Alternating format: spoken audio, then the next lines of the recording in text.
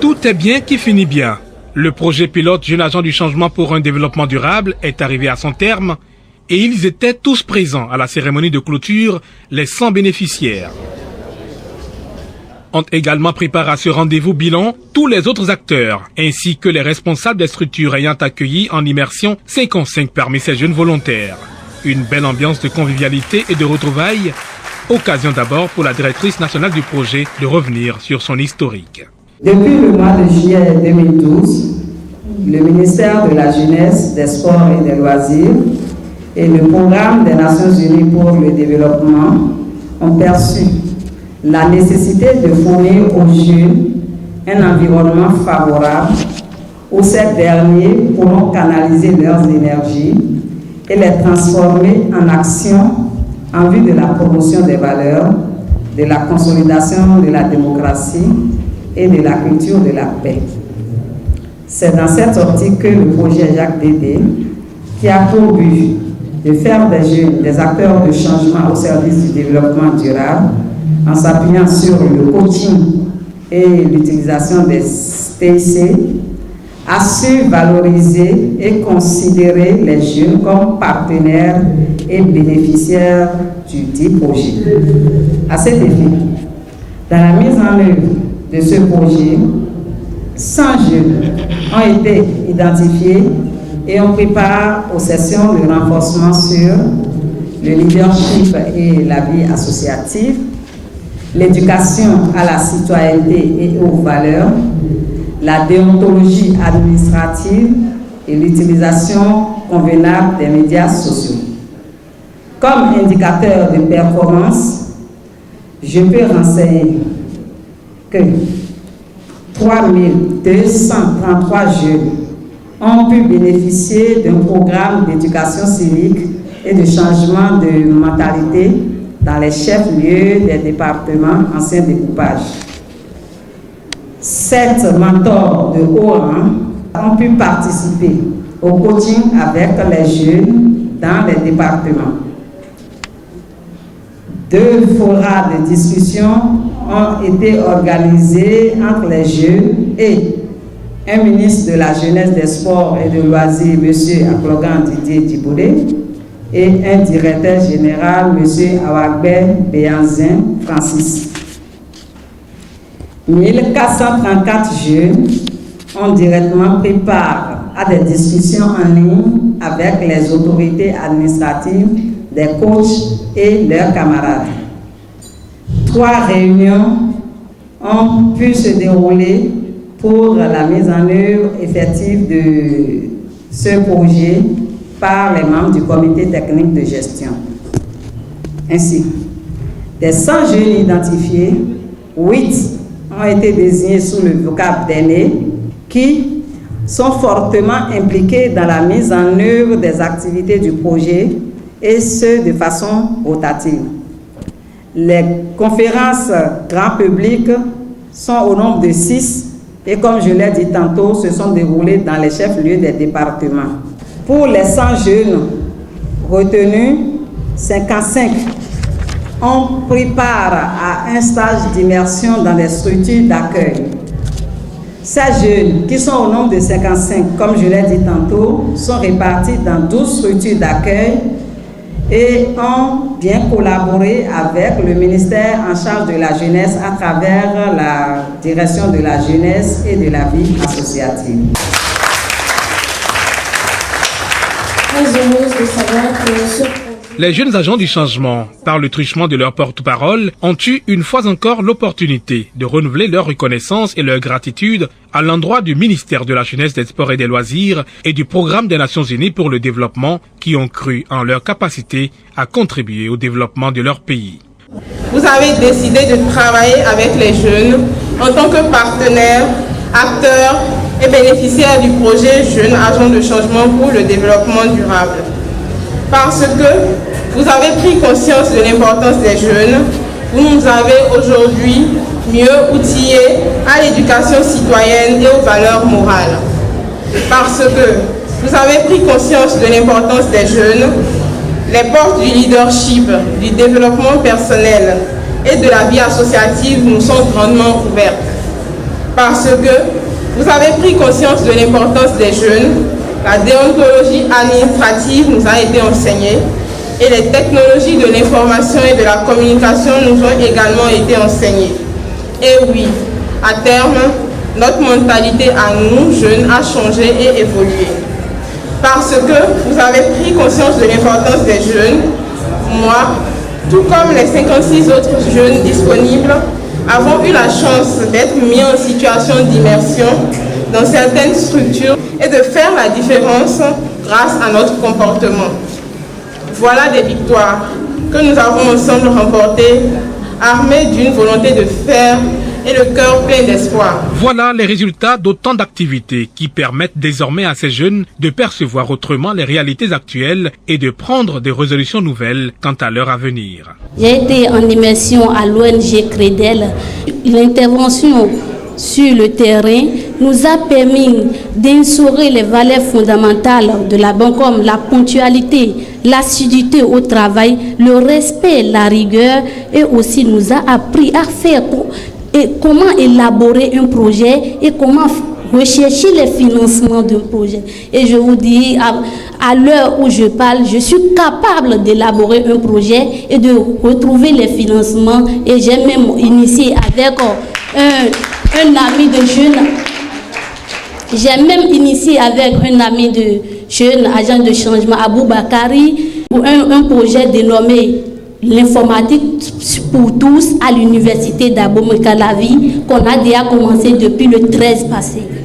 Je suis très émue de ce projet et je suis dans le regret si nos initiateurs peuvent encore perpétuer ce projet pour nous ou bien une suivi pour nous les premières promotions, ce serait très bien.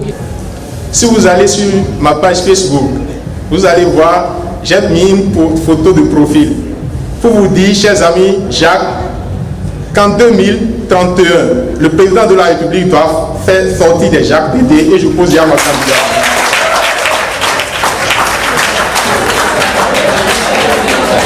Chers amis, nous avons reçu des formations magnifiques au niveau du projet Jacques Dédé qui ne s'apprend pas dans les écoles ni dans les universités. Ce que nous avons reçu, c'est une richesse en or. J'ai choisi Sémé parce que, contrairement à la ville de Cotonou, je suppose que c'est beaucoup plus calme. Ayant quitté un milieu rural, j'ai vu des gens plus simples et des gens prêts à m'écouter. Je me suis dit, tiens, ça va être une autre expérience. Mais j'avais mes appréhensions parce que c'était un système public et on savait déjà un certain nombre de choses qu'on entendait. Mais lorsqu'on est arrivé là-bas, le premier jour, j'ai participé à une réunion avec des investisseurs qui voulaient se mettre en partenariat avec la mairie. Et je devrais non seulement intervenir, mais à la fin, je devais faire un rapport à mon supérieur hiérarchique et faire des propositions au maire. C'est là que la formation sur la rédaction administrative et la déontologie, j'ai vu vraiment que c'est pas inutile, quoi. Et moi qui n'aimais pas les procédures, les protocoles, pendant ce stage, j'ai appris à écouter les autres.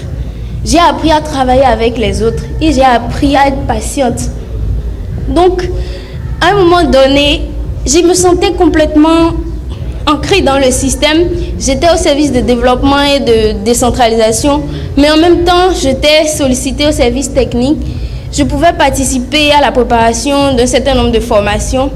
La formation des jeunes secouristes et pères éducateurs par rapport aux inondations. C'est pour la prévention des inondations à Semenkoji. Et tout ça, je dis merci pour le projet Jacques Dédé. Et je crois que tous ces éléments ne font que renforcer mon engagement citoyen, de telle sorte que je me sens aguerrie pour les prochains défis auxquels nous jeunes devons faire face. Parce que d'ici 2020-2025, toutes les statistiques montrent que l'Afrique va être au cœur de l'économie mondiale. Et nous, les jeunes, ne devons pas rater cela. Nous ne devons pas être à l'écart, nous devons être prêts. Et le projet Jacques Dédé s'inscrit déjà dans les grandes tendances comme le réseautage, la mobilité, la mondialisation, le féminaship. Et je crois que tout ça, nous, à travers le projet Jacques Dédé, nous l'avons touché. Et surtout, l'aspect des valeurs. Les responsables des structures d'accueil en immersion se sont également succédés pour témoigner des acquis de ce projet à travers l'engagement des Jacques. Le Bureau d'études et de vulgarisation de technologies appropriées est un centre spécialisé dans la formation, le perfectionnement et la reconversion des jeunes diplômés sans emploi et artisans. Nous avons été identifiés par le ministère de la Jeunesse, des Sports et des Loisirs pour former 3 agents Jacques DDD dans le domaine de la fabrication des équipements agroalimentaires. Nous avons donné notre accord et ensemble avec les bénéficiaires, nous avons identifié le thème qui porte sur la fabrication d'une râpeuse à manioc. À la fin de leur formation de 3 mois, nous pouvons affirmer que ces jeunes sont capables d'utiliser la meule pour faire les opérations de découpage et de meulage. Ils sont également bons pour les opérations de soudure, mais on les a montré comment il faut fabriquer une râpeuse à manioc. Donc à partir de ces râpeuses témoins, eux-mêmes ont pu fabriquer une râpeuse à manioc respectivement. À Bébutin, nous avons des différents modules de formation pour aider ces jeunes à sortir de la précarité de sous-emploi. Nous souhaiterions également que le projet soit renouvelé afin de donner des chances à des milliers de jeunes qui attendent encore. L'association des guides adhère à ce projet parce que les objectifs du projet vont vraiment dans le même sens que la mission et la vision de l'association. Cette période d'immersion a été bénéfique non seulement pour les jeunes, mais pour le centre des guides. En ce qui concerne les jeunes, ils parleront eux-mêmes. Mais pour le centre, il faut qu'on dise que leur présence a accru notre visibilité, surtout à Porto Novo, parce qu'ils ont été impliqués dans des projets de développement communautaire, notamment la fabrication d'emballages en papier. Ils ont aussi été impliqués dans l'organisation et la mise en œuvre des différentes activités comme la journée du service public qu'ils ont eu à passer à la mairie, comme la journée de la fille qu'ils ont eu à organiser avec succès. Donc, ce que nous croyons, c'est que quand on crée un cadre aux jeunes et quand on leur inculque des valeurs, ils peuvent exprimer tout leur potentiel et ça permet le développement de notre communauté. Nous avons formé ces jeunes sur la formation de la dramaturgie. Ils ont participé à la rédaction des scénarios, montage de films, de téléfilms. Ils ont aussi participé en tant qu'acteurs dans le téléfilm sur l'émission Sens Interdit. Ces jeunes, toujours, on a fait un petit chemin sur la collecte des données, sur l'opinion des citoyens sur la justice au Bénin, dans le cadre du projet Observatoire de la justice. Toujours ces jeunes, ils ont essayé en réalité de participer aussi à la relecture de l'agenda de la femme, une activité du Centre Africain Obota qui promeut, disons, la promotion de la femme. Et ces jeunes ont été aussi un grand soutien.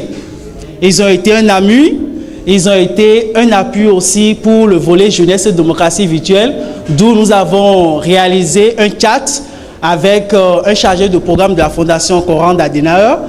Ils ont travaillé à la formation de plus de 30 jeunes sur l'utilisation de notre plateforme. Ils ont aussi travaillé à sensibiliser les jeunes sur les valeurs citoyennes, puisqu'on sait qu'un jeune, s'il veut être un acteur de développement, a besoin réellement de savoir ce que c'est que les valeurs. L'ODSVG a été pratiquement la seule structure publique qui a pu recevoir des Jacques Dédé.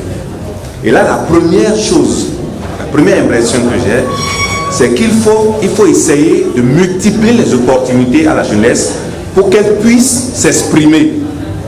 C'est ça que nous devons commencer par faire désormais. On a vu à travers ceci que les jeunes peuvent beaucoup de choses. Nous devons continuer de créer davantage d'opportunités pour que les jeunes puissent s'exprimer.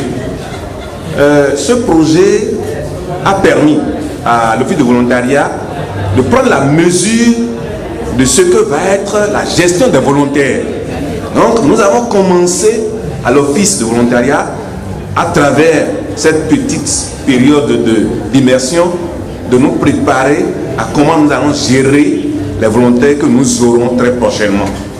L'autre chose, pour finir, c'est que cette période, cette étape d'immersion a permis aux directeurs techniques d'être des généraux désormais avec une petite troupe quand même, parce que c'est juste de cet office-là que la DNP parlait tout à l'heure en disant que cette étape d'immersion a permis à certaines structures d'avoir quand même un petit effectif pour travailler. Je voudrais remercier une fois encore ces jeunes qui sont venus travailler avec nous, parce que sans eux, nous n'aurions pas réussi à avoir des résultats que nous pourrions présenter à l'Office béninois des services de volontariat des jeunes en ce bout de temps. Je voudrais remercier la directrice, remercier le PNUD, remercier le ministre de la Jeunesse, des Sports et des Loisirs et toutes les autorités du ministère de la Jeunesse, des Sports et des Loisirs qui ont initié ce projet appuyé par le PNUD qui a permis aux jeunes de s'exprimer. Il faut qu'on continue de faire confiance à la jeunesse. Ils ont beaucoup de choses. Laisser la jeunesse, ne pas permettre à la jeunesse de s'exprimer, de participer au développement aux actions de développement de la nation, c'est vraiment une perte énorme que nous allons essayer d'éviter. Au regard de tout le bien qui se dit de la réalisation de ce projet, le délégué du représentant résident du Programme des Nations Unies pour le développement s'est félicité des résultats atteints. Après ces témoignages qui sont passés, et rendre grâce à Dieu d'avoir eu l'opportunité de contribuer à ce projet et vraiment remercier toute mon équipe qui a travaillé de l'idée de projet et jusqu'au développement de la note conceptuelle, de sa validation et avant que tout ceci ne soit présenté au ministère. Comme les uns et les autres l'ont dit, qu'ils soient des leaders. C'est pour nous donc un réel plaisir de participer à cette activité qui, retenons, c'est l'une des dernières activités du projet pilote. Beaucoup de gens l'ont dit ici, il faudrait que l'on pense à la généralisation du projet. C'est réel, mais je dois rappeler que ce n'est qu'un projet pilote. Okay? Et nous étions partis pour 12 mois. Et compte tenu de certaines facilités, on a pu continuer jusqu'au mois de décembre. Et comme nous avons commencé ce chemin ensemble, depuis cet atelier de lancement à Porto Novo, l'approche que nous avons retenue pour la mise en œuvre de ce projet, c'est l'approche participative et la responsabilisation. Cela nous a permis, tout au long du projet, vraiment avec l'implication, la prise en main du projet par les jeunes eux-mêmes, d'être, disons, de développer un projet innovant. Et nous saisissons donc cette occasion pour dire tous nos remerciements aux structures qui ont accueilli ces jeunes et qui les ont encadrés. Si vous prenez le plan de travail initial de ce projet-là, il n'y avait pas une activité d'immersion. C'est donc l'intelligence avec laquelle nous avons pu conduire ensemble ce projet-là qui nous a amené donc à voir à chaque niveau, à réajuster, à trouver, disons, les solutions les plus pertinentes en tenant compte des avantages et en tenant compte du coût de réalisation des activités et du financement dont nous disposons. Je dois dire qu'en pratiquement 16 voire 18 mois d'exécution, ce projet, monsieur le directeur de cabinet, n'a coûté que 200 000 $. C'est-à-dire que c'est moins de 100 millions de francs CFA. Nous avons obtenu donc ces ressources à l'issue d'une compétition internationale, je dois le dire. C'est des ressources du fonds thématique de la gouvernance.